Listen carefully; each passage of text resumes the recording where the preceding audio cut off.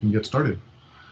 So I'm Ben Prime, um, and I'll be co-doing this. Really, Haas is going to be doing most of this continuous authorization and monitoring risk management framework overview from a perspective of where he came from. He was CDM lead, PM for under the Booz Allen Hamilton contracts. He also had a lot of time as a information system security owner in one of the DHS sub agencies, along with the security control assessor for a decent portion of his time. So, from an insightful level, along with what ServiceNow can bring from a digital transformation of RMF. And then I'm Ben Prime. I was a Fed contractor for a decade and a half before I started more and more into cybersecurity. I still kept some of my assessor days and FedRAMP 3PAO days. So I have a secondary major, I would say, in risk management framework and enterprise risk management. But from there, I'll turn it over to you, Mr. Haas. Great, thank you, Ben. So today, really our goal here is to talk about a little bit about RMF and how ServiceNow as a platform is trying to help transform the world of RMF for all us practitioners here. So RMF, for those of you that may not be aware, is a risk management framework. It's what the federal government uses to make sure that our systems are secure and that all the policies and needs for compliances are met. Now, we can't really start to talk about where we want to go with transformation until we really look at where we are right now and where we've been. Right, ever since FISMA was enacted back in 2002, there's been some consistent challenges that different GRC tools, traditional tools since then have been trying to address up until now, up until ServiceNow's platform-based approach. And really what we've seen in the audience base, in our customer base, and just in the world of security out there is that there's a lot of manual processes. Now what that means, yeah, I heard an interesting way somebody had explained this. Manual means maybe. I don't know if you ever heard of that, but you know, the more I think about it, I understood that better, right? Manual means maybe I'll get it on time. Manual means maybe I've talked to the right person. Manual means maybe the job will get done the first time, the right time, right? And with manual processes, a lot of times there are silos within the process that may not be understood, right? They're just the way we do business. It's the oil of the machine of cybersecurity at many points. Now, what that ends up leading to is longer lead times into ATO. And that's the authority to operate. When new systems need to be put in place and there needs to be some benefit and value driven out of the development or investment work that's been put into bringing new technology in to serve the federal government and ultimately the American people. So how do we do that? How do we reduce that time if everything is manual? You know, one of the things I heard from our customers consistently, and what I've seen myself in my past life, is when we're trying to get to ATO, it can be an arduous and long process. You know, the shortest I've seen is like 8 months, I believe, and sometimes upwards of 2 years. So think about that. All the people, processes, money, resources, investments that are on hold for 2 years, right, until the federal government can actually get some benefit and value from those investments. Let me take a pause here because I know we've got a mixed audience here. Can we take a quick vote or maybe a quick survey? I'd like to do a little market research here now that I've got you guys on the call. What have you seen for a typical ATO process, or maybe what has been your quickest and what's been your longest time? If you could just go into the chat, and I'd just like to see some numbers. If it's a bit 8 months, 10 months, 2 years, 36 months. What have you seen out there? Continuously never accredited, always in interim. You can't beat infinity, so that's a great one right there. Awesome, 6 months. Okay, that's actually pretty. You know, that's actually pretty good from what I've seen. All right, yeah, and so so it's consistent, right? It's you know, consistently we're seeing that lag to value is it's something that's impacting, you know, ultimately our taxpayer dollars and the benefit that government can provide us, right? So we're seeing that as a consistent challenge. In addition to that, a lack of visibility, not just into the specific controls that you might be tracking and inefficiencies around that, but down to a granular level. And even when we're talking about the security posture of any given system and understanding where we are, we really talk about it in a as a picture in time perspective, right? A point in time perspective. What that means, it's never in real time, right? It's always in arrears that we're talking about what's been captured, what's our processes going forward to try to mitigate whatever we found in terms of findings and challenges to the system. So not having that real-time approach, not having a unified source of truth that can be referenced, those are challenges that really have pervaded the industry thus far. And finally, when we're talking about integrations and the last bullet there, no mobile or AI or chatbots, that really speaks to the fact that these tools traditionally have been created for very specific purposes, right? With very specific audiences, ISOs and ISSMs, right? Information system security officers and their leadership. At times, risk officers, but not always. You know, the SCA, my favorite role in the past, right? The system control, security control analyst, right, or assessor roles, right? People who are become very familiar with the ways that those tools work, but don't necessarily have to integrate with the rest of the system and rest of the stakeholders.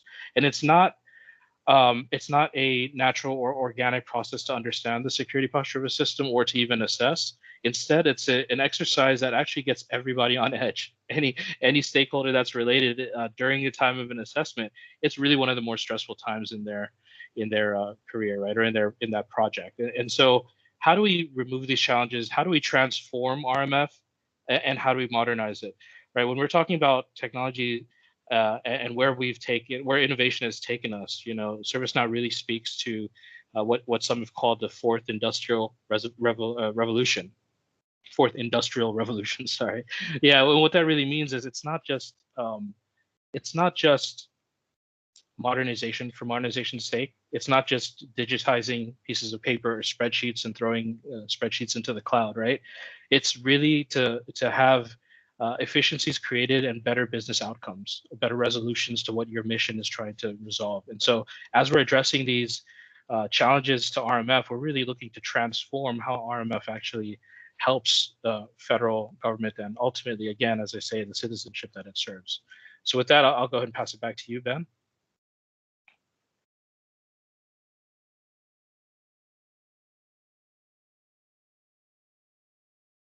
Okay, Ben, you might be on mute because I can't hear you. Yep, look at that. Thank you. That's why we work together as a team. That's the way risk management should work all together, right? Yes, sir. Speaking of that, right?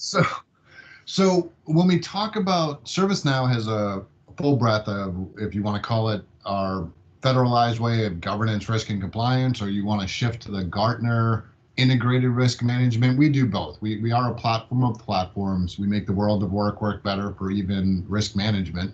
So we do integrate all of those things. A lot of what happens though in that IT is that we have these top levels. It doesn't matter if it's enterprise risk management playbook, if it's ISO 31000, 27000, or if it's NIST risk management framework. There's this underlying concept that the enterprise or the enclave or the mission needs to have defined some of those things or prepared for some of those things or established context for you to follow on to at that bottom layer. So our tool does everything up to the enterprise risk management level, and then continuous authorization and monitoring is specifically targeted for the processes and workflows that NIST has provided as guidance. And what I mean by that is we talked about that one holistic platform that ServiceNow brings to the table, where workflows and knowledge and machine learning and everything is part of that one data model, along with integrations into other major systems of record, where a lot of the information that you're auditing or need to have visibility into for your risk posture is there. So being able to see that and tie that back to your policies, your compliance, your governance, many to one, meaning do I need to follow NIST and HIPAA, or do I need to follow GDPR, whatever that thing might be, FedRAMP, CMMC, those things tie together with the risks, and then audit is that piece, part of the assessment process that we'll go through. We leverage that because the engagement to do an audit for the security control assessor, but a lot of that data can be gathered from the ServiceNow platform. We know what change is doing and exactly what that change team is doing for a patch and who's approved it and who was in that chain of command. So having that data at your fingertips, because the entire organization is already working on ServiceNow or starting to work on ServiceNow, gives you that full visibility. That's that adoption into true integrated risk management, where Gartner was really striving for, not only having the different silos of financial risk, IT risk, governance risk, all tied together, but also tying that to what the risk is foundationally being drawn from. So from there, we're going to talk about tier 3. We just talked about how a lot of that prepare stuff is coming from tier 1, the organization, tier 2, the mission, enclave, business process, and how did we frame that, and CAM at the tier 3 information IT system level. So from there, Haas. Thanks for that lead in, Ben. So what we're planning on doing for the rest of this presentation, or the bulk of this presentation, is really to run through RMF to understand what the steps are. What are the things that those involved from a security policy compliance perspective? What are we thinking about as we're trying to address the all the things necessary to build out that authorization package that will ultimately be served on the platter for the accept or denial that lets us get to the real work that we need to do, right? Outside of the security. And so in that effort, what we're going to do is go through the process, talk about the different steps, and then probably take maybe a minute or two to jump into what our CAM product will actually provide, right? What does that transformation look like, and how does that actually, as Ben spoke to earlier, how does it actually integrate with the rest of the teams outside of security, right? Those system owners that want to get their work done, those stakeholders, those system admins, right? How are they actually involved, and where's that data that they're providing? How is that dynamically understood by the platform? Now, what we'll start with first is this slide here. This is the categorization, the prepare and categorization phase. In this phase of RMF, what we're really doing is preparing the system and everything that we need to know about the system to start the process of RMF. In this phase, we understand what the system boundary is. We assign roles and we identify what our common controls will be, and really get ready to have an understanding of what data types and what really will be impacted. What are we trying to protect here, right? We like to say that, or I like to say, you can't treat your cookie jar and your piggy bank the same, right? Another way to look at it is that, if I could ask you to imagine every door or a drawer or anything that you put something in your house with a lock, right? Would you put a lock on everything? Would you put a lock on your sock drawer, right? Would you put a lock on your some cabinets in your kitchen, right? Some things just require more protection than others, and some don't, right? But not having specific controls on every single piece of data doesn't necessarily mean that's not adequate or appropriate, right? So for example, if I went to my cookie jar and I needed laser eye scanning along with a 56 character password that's randomly blockchain created, right? Just to get a cookie. Well, I'll tell you, I'll probably be a lot skinnier than I am today, right? It just doesn't make sense, right? But understanding that protection level and what's needed, that's really what's essential here, right? One thing I wanted to ask, as we're understanding system boundaries, that's something that I've seen in my career to be one of the things that has been most elusive. Even as I was working on the CDM team in a previous lifetime, I've noticed that really was the very first step was the hardest step to get over, right? So here's another question I'll throw out there. I like taking polls and questionnaires, right? So get used to it. With your system boundaries, how many of y'all have seen a perfect system boundary that doesn't need to be touched, doesn't need to be reviewed, that the next time you're assessing it, it's great, it's been updated every single time any node or IP changes? And this might be a trick question, although with some smaller systems I've seen that actually does happen. So let's hope those guys aren't present, right?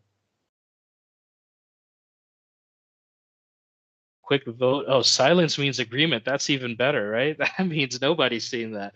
Yeah. So, or that means everybody's seen that, right? That's just the reality, right? That there's never, it's never, it's usually really hard to make sure that your system boundary is up to date. And if there's other parts of understanding your boundary, your architecture, it changes, right? And it's not necessarily a bad thing that it changes. That's the sign of improvement. It's a sign of innovation. It's a sign of investment that goes into the um, the information system and all the technology that's being there used to promote a mission forward. But how do we make sure that all of that is up to snuff and really doing what they need to do? So with that, I think I've spoken a little bit a bit much about this slide. I will go ahead and continue. One last thing I did want to talk about was that it's not just about the architecture and the bounty that you have. It's also the relationships and connections you have externally too, because you might be getting data from external systems. So part of this process is understanding that as well. All right, thanks, Ben, for the slide change. The second part of this, right, we'll be talking about selecting and implementing controls. This is where we really understand what the control baselines are, what types of controls need to be tailored, because that's most usually the case when we start getting into the nitty gritty, right? Not everything is just left at baseline. And then what controls do we inherit? What relationships need to be behind those inheritances, right? A lot of times when we have those controls set up in terms of inheritance, it's kind of like, oh, not my problem, right? read it there in black and white in the SSP. This just says it's not something I need to worry about. But that's not the real case if you're really trying to get down to understanding your system in a holistic manner. And again, because of a lot of the challenges we've seen already, a lot of times these efforts are from a security perspective, we want to have the right level of security, but also we want to make sure that we're working as a team across these different stakeholders, across all the different hands that need to come in play to make this effort work together. It really is a team effort. It really is a shared community of security behind all of the systems that ever do end up getting ATO'd. And then finally, once all the documentation is there, once you have everything ready to start promoting and to understanding what that control landscape looks like, we're going to have to assess. But before that, my question is, do we have full control visibility, right? Has it ever been the case where we actually understand at every single detail who's involved, what controls are tailored, what are used, why, and then is that repeatable? And usually it's not the case, again, because of the manual efforts that stagnate that type of advancement. And so I think with that, I want to open up the floor for Ben to come on in and show us what CAM can do in terms of that control visibility. Yeah, and this is one of those places where Haas was integral, I was integral. Our product management was asking us about what is the day in the life, how do we do things, that control inheritance, they were wrapping their heads around it. So we kind of worked with them on what this concept would be. Where do you inherit controls from? Well, I inherit them from either a third party, or usually if it's like a general support system, I inherit them from my organization.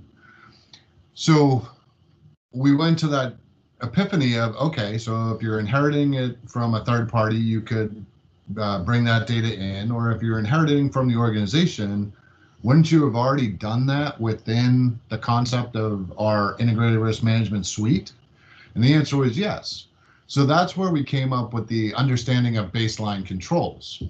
Part of it is, once I have my FIPS 199 and have I overridden it and done my FIPS or NIST 860 selections, do I need to add any controls? Is there HSPD 12, CFR, whatever those things might be? But as I go through them and I either mark them as not applicable, I'm recording those results and those justifications in there, and I can have questionnaires if certain things happen.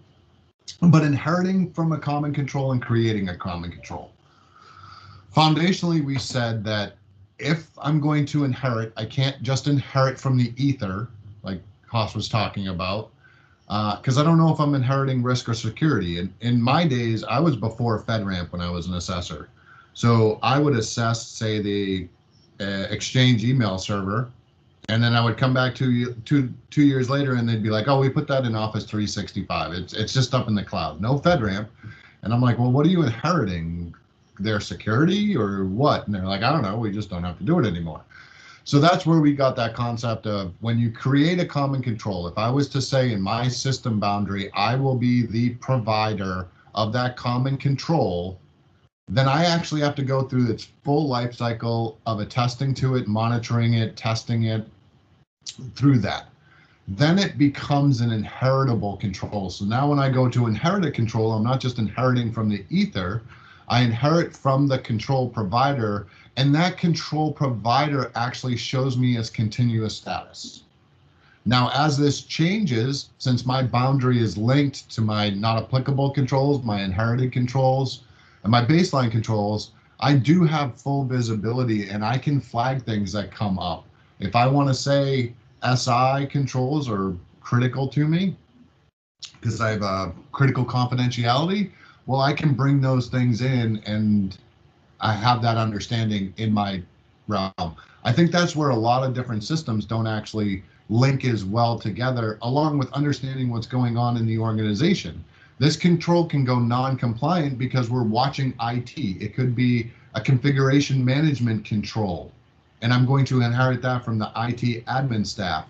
Well, if they're not putting backup plans in every change they do, and my policy states that I need a backup plan, well, I can go look at that table and I can automatically find issues without calling them up and feeling like I'm nagging them and them trying to hide stuff from me or go, oh, yeah, here's a list of 30. See, these all have backup plans. I can go look for myself without having to do that extra work. I think this is one of those biggest things where we work directly with the product management to actually understand what full visibility into your system and accreditation boundary actually means to a system owner or an information system security officer. So from there, we'll come back into assessing the controls, because right now we've just stated what's going to be applicable and if we've inherited any, but now comes Haas's favorite part of the world, which is the assessment. Yeah.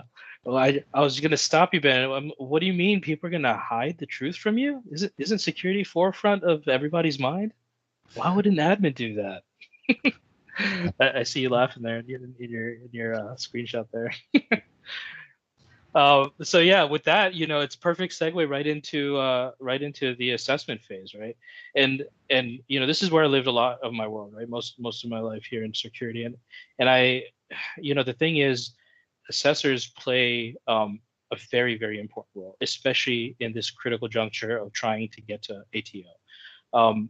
Now, the thing is, assessors, right? This is their job day in and day out, right? They know what controls they're looking for. They know what kind of evidences they're looking for, who to contact. But the people that are involved, the stakeholders, that family, that community that we were talking about, that it takes, right? It takes a community to raise an ATO, right? That's actually new for them many times. It's their first child, so to speak, right? Maybe I've belabored that analogy a little bit, but with that first attempt, a lot of times, or maybe it's so sparing that they don't really know all the processes, and then knowing what the outcomes are, right? So many stakeholders I've talked to are so ghastly afraid of finding an issue, right? What can I do to resolve this before time? And it's not necessarily, the situation of, well, I understand that risk will be found, right? I'll understand that through this snapshot in time, I'm getting a better understanding of what my posture is. It's, well, is there going to be a slap on the hand afterwards, right? What's involved afterwards?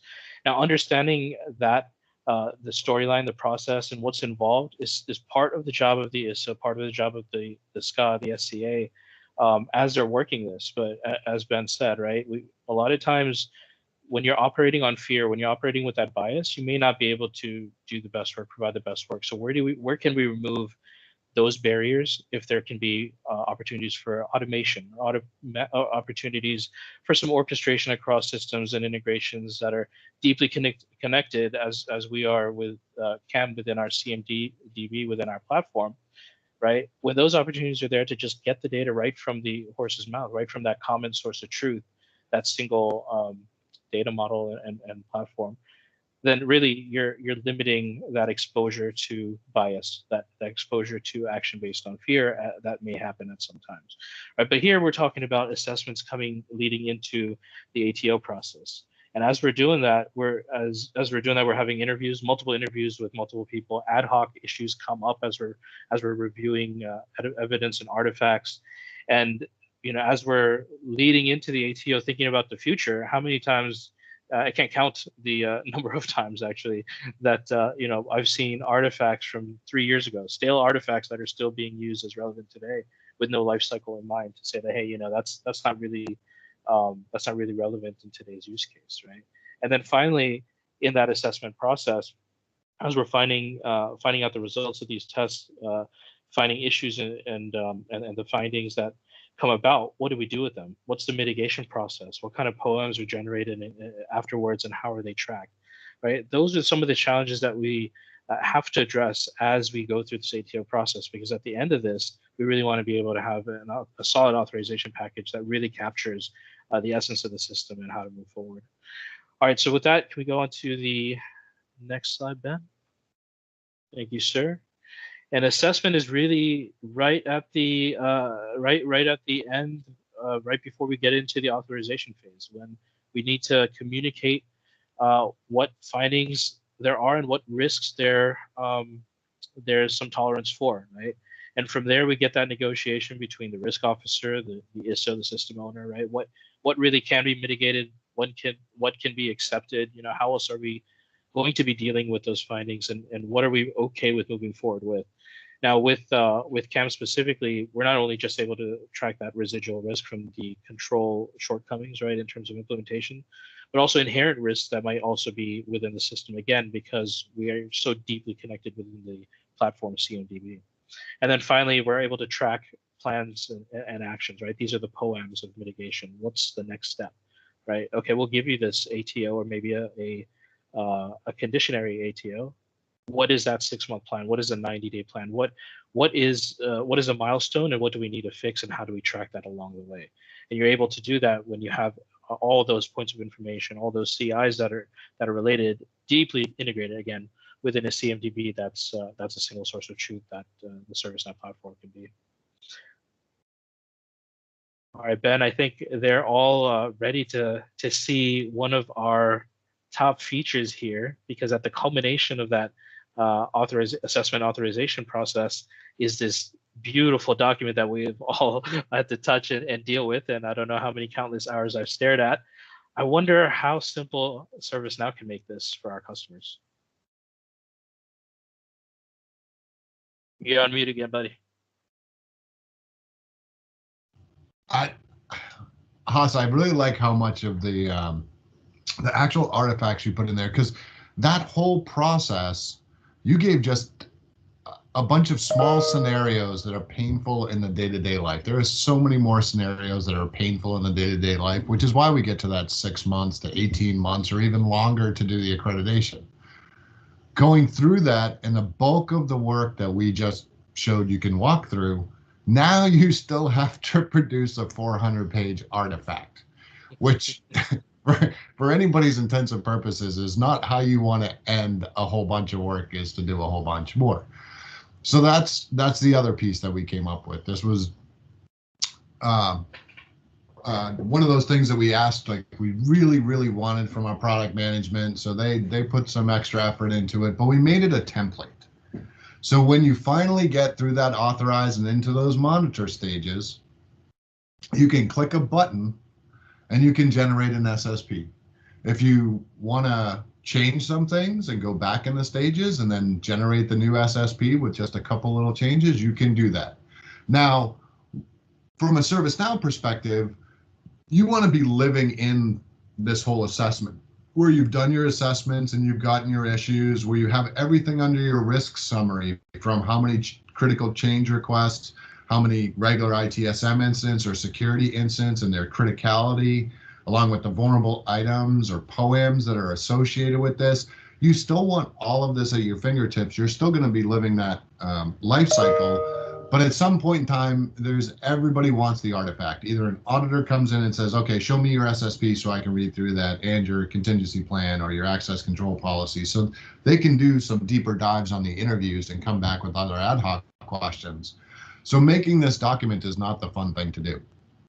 We make this document so you can drag and drop it. We used FedRAMP because a lot of that top level stuff of who owns it, the architecture diagrams, all of those things we talked about gathering first and throughout the life cycle, but we made them clickable, easy to use, no code templates.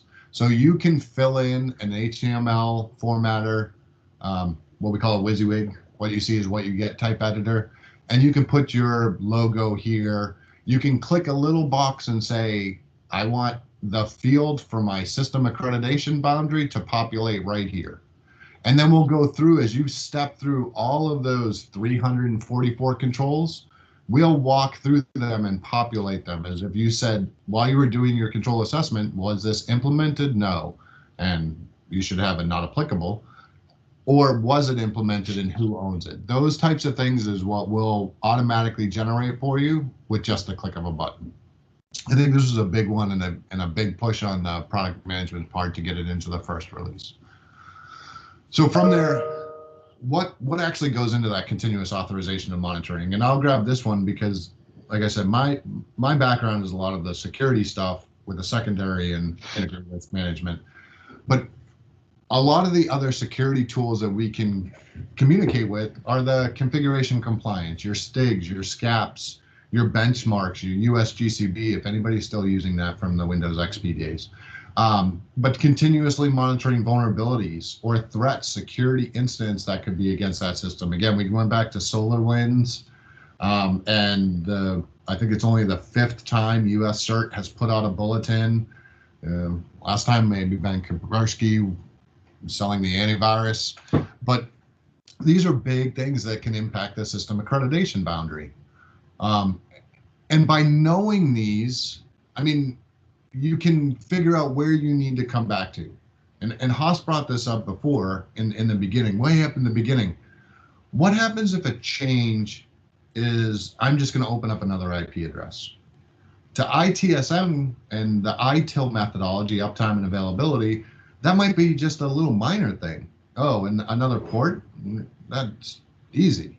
But from an accreditation boundary, what does that port actually entail? What is my interoperability? Am I talking to other systems that now change my risk? Am I now opening myself up to a PII system and I wasn't doing that before, or a HIPAA system and I wasn't doing that before? You could flag those changes automatically on the fly through DevOps and ITOM and our other tools, that if it's a port change, come back, because we need to go back to the categorization. We need to reassess our confidentiality, integrity, availability, and start here. Maybe it's just a vulnerability and we need to just double check the implementation and assessment. We don't really need to change the select or categorization steps, but we need to check our policies and statements and things like that. So there's a nice automation workflow depending on how your organization is structured on top of the ServiceNow platform. And to give a little more depth into how deep that can go, we're talking everything across the ServiceNow platform. IT service management, I gave a whole bunch of examples of change or problems or requests, but other things could come from the outside with a portfolio request. IT operations can actually monitor health in the event management, systems going down. If you have high availability, a lot of this is continuously monitoring of a high availability system. We have NOAA.gov. That can't go down because you could have a loss of life from a hurricane, tornado, or flood. They're not really dependent on confidentiality because they want to tell everybody that, but that's a great tie-in if you're high availability. Same thing with asset management. Do we have the right software? Are we licensed for the right software? And DevOps. This gets even scarier. If we're on 2-week sprints, 1-month sprints with changes, which changes are actually impacting our boundary, like that ports? DevOps could be going so fast in a monthly cycle, and our accreditation packages take almost a year. We can't go through the whole process every single time. So which types of changes would actually automatically kick off a workflow for what stage we need to get to next. Security, near and dear to my heart. This should be right on top. We're dealing with NIST 861 threat or imminent threat, from being able to mitigate vulnerabilities much more rapidly and prioritize them against the risks of the organization, along with continuously monitoring security events, configuration compliance, ties to threat intel, and our MITRE attack model was just released today. So we're getting more and more in depth into that. And then again, I said this sits on the business continuity risk management portfolio of applications. There are some platform capabilities too. Not only can you benchmark the data across the ServiceNow platform or the accreditation boundaries, but you're also fulfilling some things like data replication. Your accreditation boundaries have continuity of operations and things like that. Being able to look at the business service map. So what ITOM or ITSM is, or Discovery and ITOM is actually seeing as a visual representation of your network, can give you insight to looking at the network architecture diagrams that you attach to the SSP in the beginning. Are they really looking like they're off? Is there a change to that? So there's a lot that you can do across the platform and across the services to actually get that what is truly continuous authorization and monitoring. And then for the big prize, these aren't things that we just jumped into, but we've actually had customers implement them and get there. And I'm going to give a shout out to Accenture Federal Services, because they actually helped us with some pieces of this. They're helping us a lot with integrations. They're not the only integration partner, but we have a lot of authoritative sources out there like EMAS and CSAM and IAX and Exacta and all these other pieces that you might have to interact with. So we have some great partners that are actually engaged to not only do the risk management, enterprise risk management, but also do that interoperability between those other systems of record. If you're a department or agency or CDM or other things require that. And they saw through customers actually implementing these things. I can't say which federal agencies, unless anybody on here wants to implement this and talk to us about that. But 75% faster ATO time. So if we talk to 6 months to 18 months, even if we can get 75% faster on the 18 months and bring it to under a year, that's huge. And then 50% faster testing time and gap analysis, just that security control assessment phase of seeing how we can mitigate things and actually get the ATO quicker. That's another piece that brings it down, because once we get those findings from the engagements or from the monitoring, how do we reduce that gap of getting back into compliance? Less you're in compliance, the more the actors could get in there. And if they are in there, what are they doing? We need to stay secure, maintain secure, so we can block out those people wanting our cookies. And then that you get that continuous real-time view. That's the great thing of the ServiceNow dashboards and everything else. So what this organization ended up with was an effective enterprise risk management program. And effective is huge there. They weren't just dotting their I's and crossing their T's that I had a document and yes, I checked the box. The document was effective. The SOP or the policy and all those other things came full fruition to actually recognize and describe potential risks that can impact the agency's mission and in their delivery of services to the public. So with that, I think we're coming up close to time check. Yeah, so one of the takeaways I got from that is this is really making sure that RMF is not just a synonym for CYA, right? We're talking about those effective measures, right? Hey Ben, I let me pause right now, right? I think we're at 15 minutes to the hour. Calvin, do we have any questions from our guests? Have you seen any pop up? Wanted to open up the floor a little bit to see if we can get some engagement. Not yet. Yeah. Okay. Awesome. We'll give it a few minutes. I did have a question, right? Like as I'm listening to myself and you, Ben, I realize, having come from that world, right, from the RMF world, from the ISO world, being a sky, this stuff seems kind of pie in the sky, right? How can this, what does it take for me to get to this new transformed state of RMF from where I am now, right? Is there an implementation journey? What does crawl, walk, run? What does that look like for us? Is there something you can show us there? Yeah, we can do that. What did Stan ask? I think we did get a couple questions, and I will come back to that. But awesome. What did Stan say? Who is the typical sponsor to bring this into an organization? A very good question. Usually the champion, the sponsor, once the information system security owner understands that they're going to have 90% less reminder emails going in and out of their box and a spreadsheet tracking their daily operations, they're usually the champion.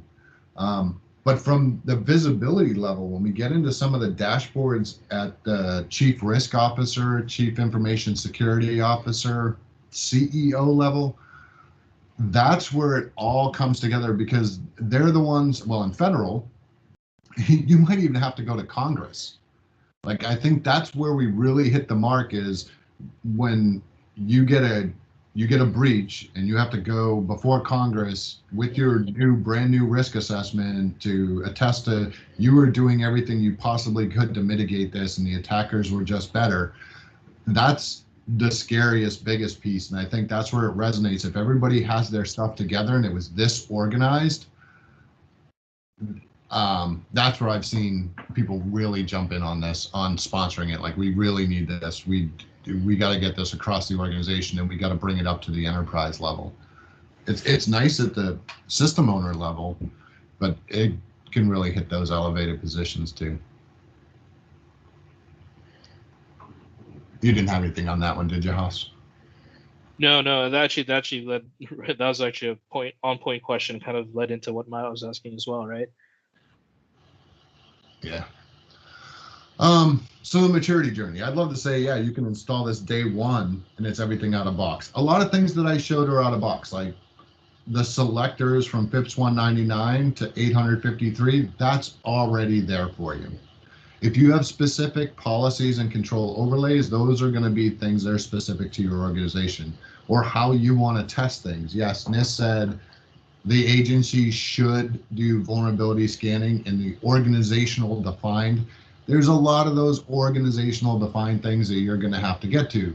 But the most basic principle is get off of the spreadsheets so you have more visibility and you're not trying to manage life cycles on emails and things. So start with that concept that I talked about, like I did, like we do that inheritance. Start with that, the general support systems. So that way they're into that accreditation boundary. And when you move up to the next stage, you can inherit more and more controls from the general support systems, from the policy and compliance, get your third party things in there. And you're going to build up accreditation boundary by accreditation boundary, and they're going to start to feed off each other per enclave. That's where you're going to get that improved schedule. You're going to start to get that single system of record.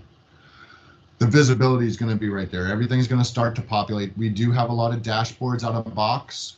And since these are built on our core applications, when you start populating that data, they still tie back to, say, controls and your risk register. You're pulling those foundations in, so all of those other dashboards also work to their advantage.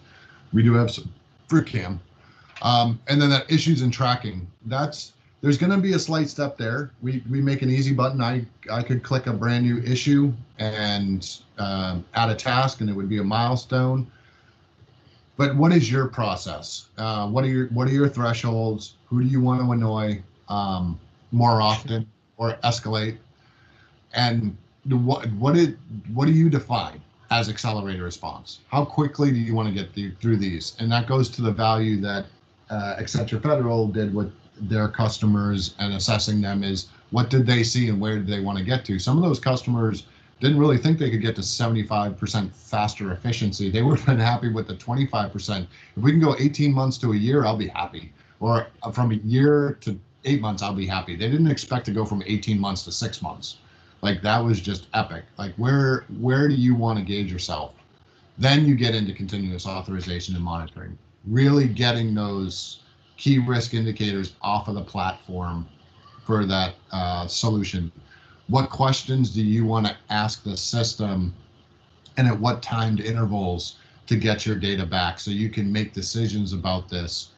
And that's where you start to have that fully implemented framework, because now all of your accreditation boundaries have been building up of those basic general support systems. And as you bring more and more things online, we have a lot of the one networks. A lot of organizations are going to that one network methodology. These accreditation boundaries are going to get smaller and smaller and smaller as systems are maintained once and applied to many. And then orchestration and remediation, taking your security and your IT, and maybe that's the thing, like SolarWinds, there was a mandate, take this offline.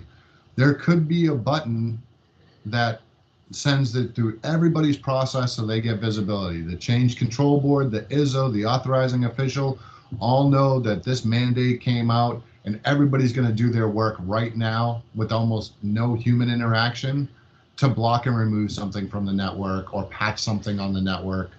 All of that can start to be orchestrated and remediated based on your risk tolerances. Obviously, a lot of people are very risk adverse and want to have a few extra manual processes in there. We're not saying automate everything.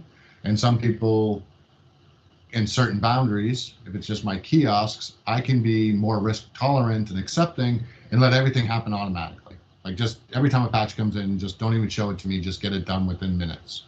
So that's where that life cycle is going to come from.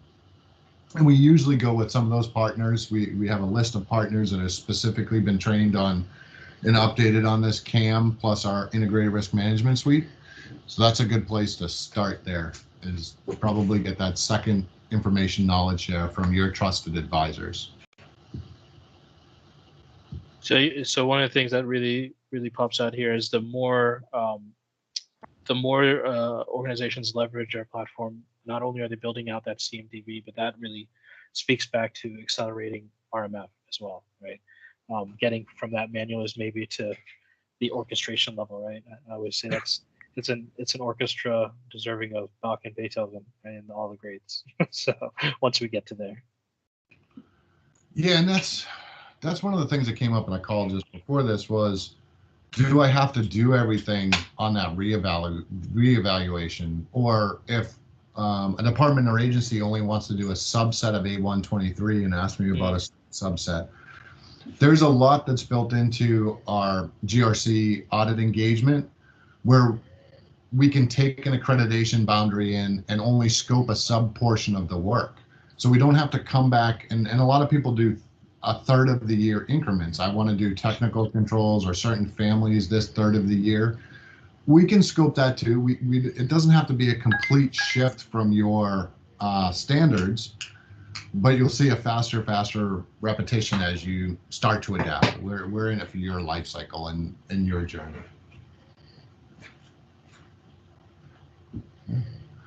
I think we're coming up.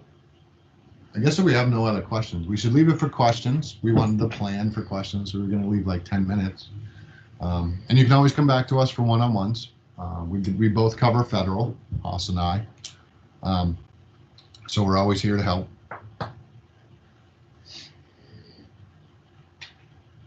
Calvin, do we have any others that you captured throughout the presentation?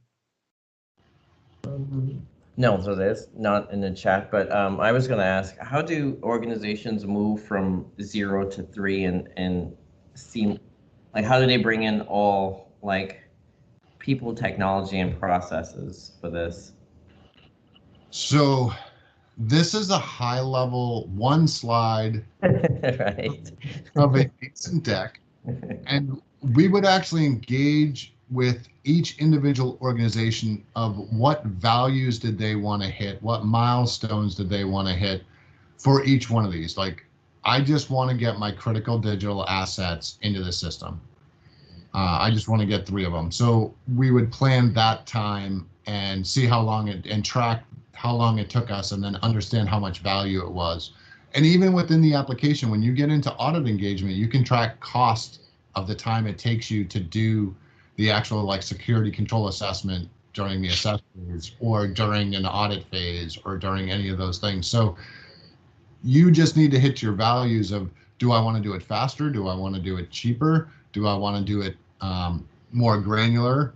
Do I want more visibility? Those are going to be pieces that need to be figured out by the organization so we can make sure that we hit your mission needs as an organization and that you do see the value as we walk through these stages. And this is just a generic template of what we've seen through customers. It's easy enough to say, I must see vulnerable items in federal. So maybe we shift some indicators over to visibility and start that as at least a stepping stone into this. All of this is adaptable journey and just a generic template for those organizations. And we get into what's your value, what's your mission, what's your objectives, and how can we help you meet those?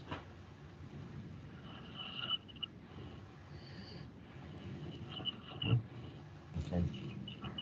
Awesome. All right. Well, then with that, I guess if there's no other questions, I hope this was a good learning experience for those that have been able to join. We'll make this presentation publicly available.